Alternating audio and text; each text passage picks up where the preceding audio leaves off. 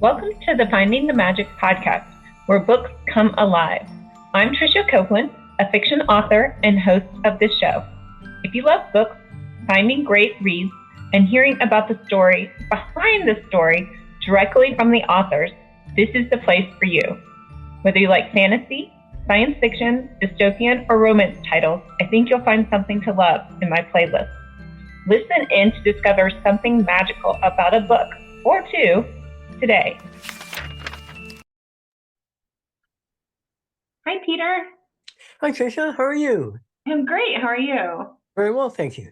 Good. Today we have Peter Gribble. He is a fantasy author. He's award winner from the Book Fest for literary fantasy.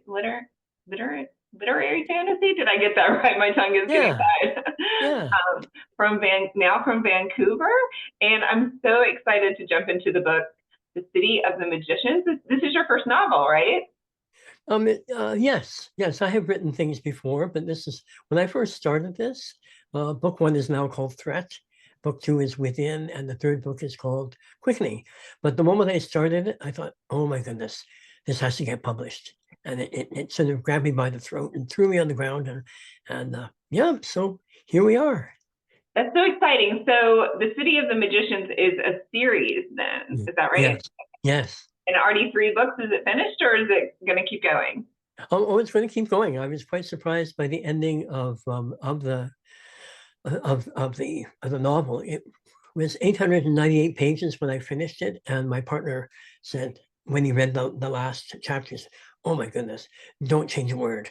And so I didn't. But it took me an additional 5 years to edit the previous 898 pages up to the caliber of the last chapter, and then the book underwent what I like to call mitosis, or cellular division, into 3 books.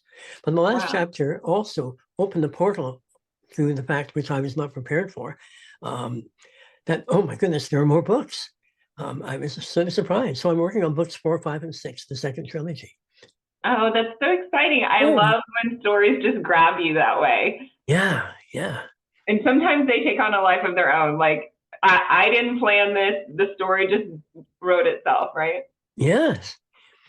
And if you listen to the book, I had certain things that were going to happen, but the ending that I had planned was sort of rather quiet and not particularly impactful. And there were certain resolutions that didn't occur. And so I wrote it out, and then the little writing voice inside said, okay, you've got this out of your system, now try this. Boom. I was so shocked.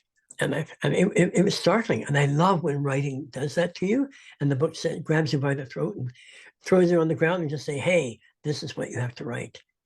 It is so true. Like our writing brains or our author brains or whatever it is about our brains that is always asking, what if, what if you did it this way, or what if this happened? And it takes a life of its own. Yeah. Well, it didn't even ask the question, what if? But I use that often with myself. What if this happens? And what if that happens? But the ending just didn't give me a choice. Interesting. Well, I feel like it does it like subconsciously to me. That's, it's like a subconscious process in there that spurs whatever ideas happen. Yeah. We'll start at the beginning. Tell me about your characters, your world, what's happening.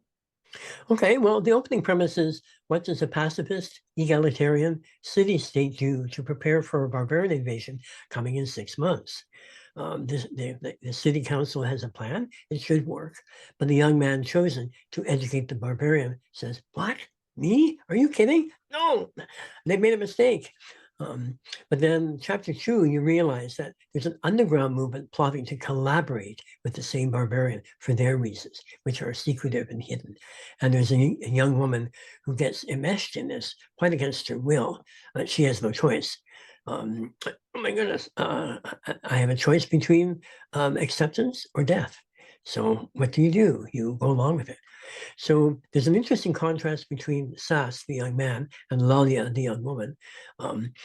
He's wearing his integrity on his sleeve, but she has to keep her integrity secret, even though she's surrounded by nothing but compromise. And so, yep. So that's chapters 1 and 2 of the book, of the first book. So, do they have magical powers? Is that correct? Well, the magic is sort of basically the magic that you and I experience on a daily basis. You know, when you're with a partner, you just think, "Oh, I wonder about this, that, the other," and your partner says, "My goodness, I was thinking the same thing." Or when you're walking down the street and say, "Oh, I think I'll cross the street. I'll walk on this side," and then, wow, you bump into someone you haven't seen in 10 years. But then the thing is to walk back from those invisible breadcrumbs that led you to these peculiar situations. So they accept this type of magic, but the city itself, their culture raises it to a level where you're far more conscious of it. So there are instances of telepathy, in which case, what can you do with this telepathy? So Sass, the young man, is going to be trained in how to do a telepathic sending, which is the appearance of your image of yourself to a person far away. And this is one of Sass's conundrums. Oh my goodness, I don't know how to do telepathic sendings. So there's a period where he is trained. But the more you train, the more you realize these things are dangerous. You have to follow strict rules. Otherwise, your health can be compromised. Your psychological stability can be compromised. But he follows all the rules pretty much, but it's harrowing for him. And so they're going to try to convince the Bavarians not to invade. Is that the whole strategy? Well, they realize they're probably not strong enough to prevent the invasion, but they can mitigate it. So I don't want to give too much away, but Porter the Barbarian is motivated by things that are somewhat inaccessible, but they're hoping to thwart him in certain ways so that it's not going to be rape, pillage, burning, all that sort of stuff. But we welcome you as a friend, and that sort of stuff. So maybe they can have some kind of compromise there, right? Exactly. But then you have Lalia's secret society that says, "Oh no, we want him. We want this barbarian because we think we know how to move him in directions that we want." And so that they could protect their society maybe from other groups. Well, and actually, they've got a long-term plan that has been there for several centuries, and the council has realized that there's an underground movement and sort of shaping things and compromising, and they're trying to get it to reveal itself so they can, okay, enough. You're going into what they call contemplative correction, which is a nice fancy word for prison. Yeah, well, it's sort of you're going off to a monastery or you're going off to a nunnery, and you're going to have to think about what you're doing and why are you compromising us, citizens of the city of the magicians. There isn't any wand waving, but there's certain magical parts that they have a canon about what you can do with magic. But if you keep your integrity and your clarity and your intensive purposes focused, then it's amazing what can happen. That's so cool. It goes along right with my theme of finding the magic book podcast. Yeah. Yes, exactly. And the magic is yep, and the magic is not inaccessible. It's present in our daily experience. So what motivated the storyline? How did you come up with it? It's I didn't realize it at the time, but when I was 8 years old, I was living in France. My dad had been transferred into NATO, and we went to we attended a French international school for diplomatic corps kids and NATO kids. And the nice thing about Europe, you can hop in a car and drive through 5 countries. So the second summer, my parents wanted to see the war memorials up in Normandy, the D-Day landings and all that sort of stuff. And but the interesting thing is, our first day at school, my mom said there was a war, Germany lost. You do not talk about it. That's it.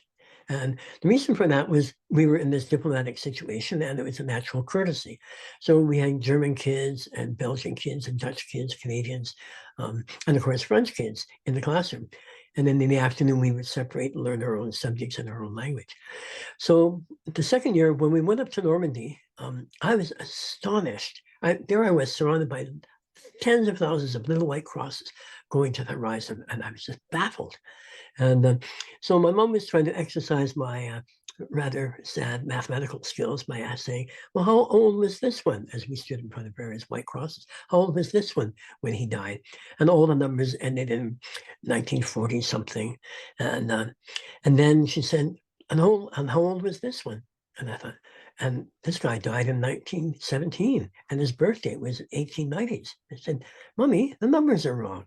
And she said, That's because he died in the First World War. I was stunned into silence. There were 2 world wars in the same place. Anyway, so we loaded up in the car and we were driving off to the Vimy Ridge Memorial, which is this massive thing, spectacular. But I refused, when we parked, I refused to get out of the car. I'd had enough. All those little white crosses, all this commemorated death, there's something wrong. So I said, no, I'm not getting out of the car. So they thought I was indulging in some childish sulk. They went off, but I was astonished by my vindicated certainty. And it was an inarticulate certainty that I knew this was all wrong. And I marveled at the strength of my righteous certainty. And so that was actually the grain for City of the Magicians, which I would not write until decades later. But it was interesting coming back to North America. I studied Mahatma Gandhi's pacifist approach to things, and which was successful. It did get the British out.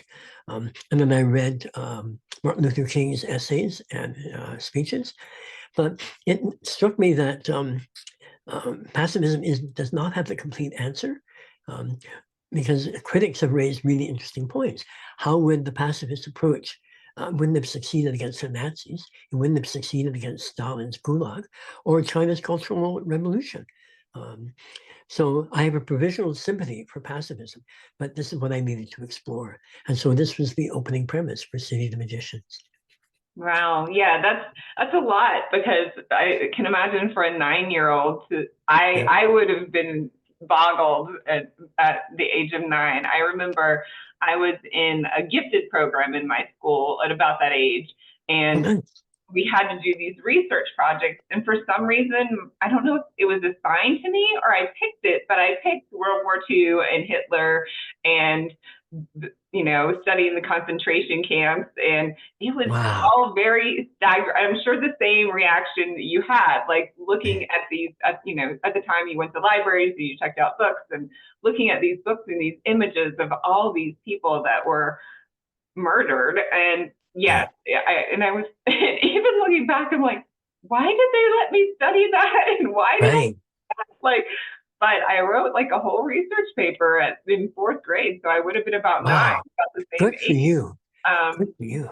Wow. But yeah, so I can imagine being there physically would be even more like emotionally overwhelming, right? Oh yeah, yeah. But to have the answer come up as this is wrong. And it was, as I said, it was inarticulate. I could not express it, but I knew I was right at the tender age of 9. But I'm wondering, since you did this in grade 4, has this sort of launched you in the direction of dystopian writing, that you yourself? You know, I have done one dystopian series. There's 2 books, and I haven't been able to finish it yet because it was oddly predictive of a worldwide pandemic. So interesting. It's been hard to go back to that one. Like, I know where I want them to go to get them out of the situation, but I really haven't been able to write it yet. So it's in the back of my mind. Maybe I'll get there. And it's interesting. I have, when you write something that becomes a page turner, book 1 may start sort of a little, it's world building, so it might seem a little dense, but bit by bit, even for me, I thought, oh my goodness, where is this going? And I did not have immediate solutions for certain problems, but when they emerged, I just said, oh my goodness. So the thing for me was to listen to the characters, because sometimes the characters will say, hey, wait a second, I'm going in this direction. And one of the best things to do is follow them. And then I had this one little, I have Sass, who finds out exactly what has been happening to him. He's been manipulated into this position rather quite unfairly. And he begins to realize, oh, what have they done to me? And yet he cannot, because he's already so enmeshed in the strategy. But he's going to go upstairs and mull things over and sulk or whatever. And but that's not really good reading when someone gets too introspective, and without any warning, as he comes home, he hears a voice from in the hallway above him, and it's Sass, come upstairs. I need to talk with you. And it's his aunt, who basically is the only member of his family left. And then she has things that she expects from him. And it's a much, much better chapter as a result of just this thing that came out of nowhere. It was not planned. I knew she had a role to play, but suddenly, boom, she's there. I'm saying this, write it down. And so I did. And on the whole chapter, just went, oh my goodness. So you in the things that you're waiting for some resolution or some creative impulse, you might have one of those moments where, okay, this sort of slows down here, and then some of this will come in and reintroduce some motivation or some fire to the writing. It's fascinating when that happens. Yeah. I get too engaged with my characters, so when I have to put them through really hard things, it like emotionally affects me. So that's why I put it off, because I know this is going to be a hard book emotionally for the characters and for me. Yep. But that bring your own emotions into it. It will make for some very genuine writing. And there are some points where I just think, oh my goodness, my poor Lalia, or poor Sass, or whatever. And but if you feel for your characters to that degree, it's going to be amazing writing. I hope so. Yeah, I probably need to just like sit down and just like let all my ideas get on a page. So. Yep. So where does the series go now? Are they still in their same world? Can you tell us if the barbarians attacked? Or oh well, no. The interesting thing is, I don't want to give too much away. But the council, I think I can sort of give you a sense of. So book one is all the preparations and all the mistakes and the missteps, and it gets worse and worse and worse. Just, oh my goodness, are we going to be able to do this? And the council seems to be getting established, but the underground movement is also raising its stakes. And they know they've snagged the barbarian, and the council knows that they've also have an input. Basically, one side is going after the barbarian's heart, the other side is going after his ambitions. And so book two, called Within, the barbarian arrives. His name is Purdu, P-U-R-D-U. And he knows, he's smart. Yeah, oh, this one's going after my affections. This one's going after my ambitions. Yeah, but this is what I want. Yeah. So it's all the wrestling and stuff, and who's going to succeed when strategies can collide? Will anyone be safe? Well, will anything happen? But oh yeah, it happens, all right. But then there are people who respond, and they sort of slip outside the calculations of the strategist who is at the head of the council, and so he is unaware that there are other factors happening here. And then book three, Quickening, are the results and the events that no one has anticipated. That sounds super fun. And did you say these are on audiobook too? No, not yet. Okay. Although a number of people have asked, and it's certainly something I'm going to look into. Yeah, I love audiobooks. They're super fun. So, and nice. Yeah, you can listen to them while you're driving or doing your chores or whatever comes up. Yeah. Well, but you have to get the right voice for it too. Definitely get the right voice and the right person. You're completely right about that. Yeah. So yeah, it's a little bit of a process. Right. So when do you expect your next book to be released? Books 1, 2, and 3 are all out. Threat came out in 2020.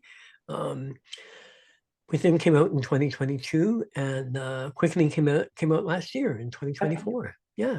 So I'm working, as I say, I'm working on books 4, 5, and 6. And with a hazy sense that 7, 8, and 9 are also sort of waiting in the wings. Oh my goodness, yeah. I should live so long, right? But, well, we hope you do, because we need more of this story, because I'm putting it on my TBR list. Oh, thank you. Thank you. It sounds like a great adult fantasy. And so would you put it at a PG-16 read or a PG-18 read? Okay. No, 16 is fine. Okay. Kids are so knowledgeable these days. They know what's out there. And the premise, because of my sort of pacifistic sympathies. I don't have that much violence. The violence is usually off screen. You get people coming back and saying, "Oh my goodness, this is what happened," as opposed to. I want to sort of push, step outside of the usual tropes. So the endless battle scenes, the endless knife fights, that doesn't happen here. Okay. But you get people who have experienced them and are recovering from them. Because I want the readers to feel as if they themselves, by the very act of reading, are citizens of the City of Magicians. Yeah, it sounds very psychological and very emotional. So yeah, fun. Well, tell us where we can find you and your books. You can get them on Amazon, and if you happen to be in the Vancouver area, you can find them in the Chapters Indigo store on Robson Street. Oh, fun. And yeah, so have you always written, or was this just like a new skill, something that grabbed you and you had to write it down? No, I've been writing for a long time. The usual childish things, the juvenilia, like poetry that you would write during high school. And thankfully, I think all of that's been lost. But then when you read certain authors, you think, oh my goodness, I can probably do that. And then when you try, you think, oh my goodness, this is terrible. But bit by bit, I started writing for magazines. I had gardening columns. Writing for magazines are very interesting. You have a deadline and a word count. And it's an excellent discipline, because if you write well, the editor will just say, oh, this is perfect. Peter writes stuff I don't have to touch. I'll just read it through and says, oh, change a comma here, this, that, the other. So if you write good copy, your stuff gets out there. So keep your standards high. Edit until you're just fascinating. There's wonderful line. Oh, I'm going to forget the author.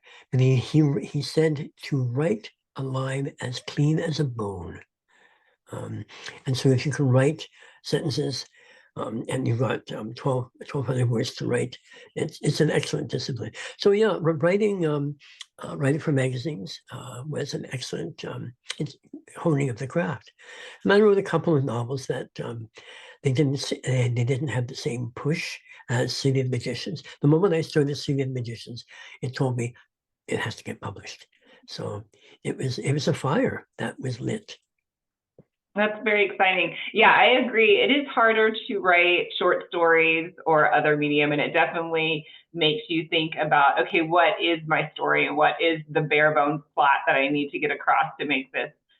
I had an opportunity to write an anthology, and I had a story written. I thought it was all great. I turned it in and they were like, oh no, there's like too many characters. There's too much going on. If you want to write a short story, you just have to write like one main character, one main plot line. You can't have all these side things going on. And so yeah, it was definitely a lesson in a little bit of humility, but also like good to hone your craft too. Yeah.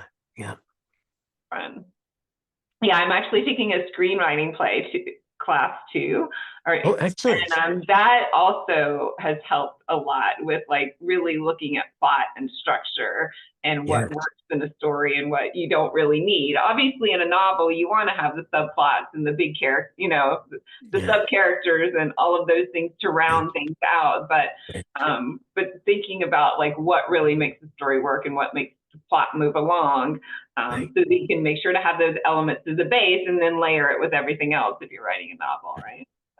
And the interesting thing about writing a script, I love reading scripts. You can see how tight and how beautifully faceted they are. I mean, the good ones.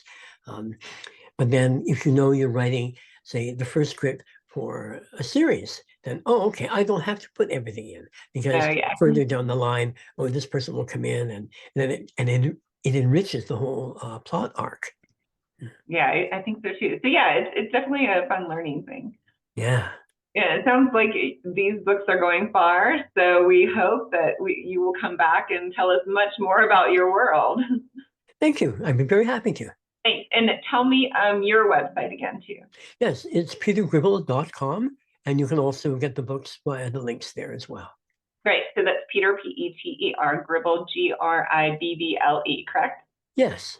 Just for our listeners, we have video, and we'll have all your links in the description as well. Wonderful. Thank you. Well, thank you for being here, and we'll see you next time. Okay. Happy reading. Thank you. Bye. Okay, bye.